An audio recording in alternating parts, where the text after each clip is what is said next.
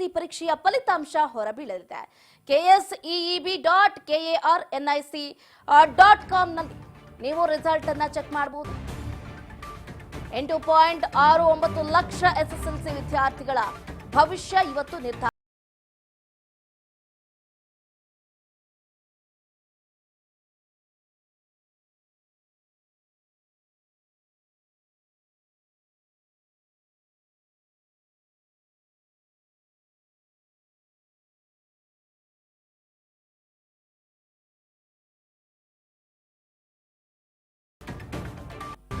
ಇನ್ನೇನು ಕೆಲವು ಕ್ಷಣಗಳಲ್ಲಿ ಎಸ್ಎಸ್ಎಲ್ಸಿ ರಿಸಲ್ಟ್ ಔಟ್ ಆಗುತ್ತೆ.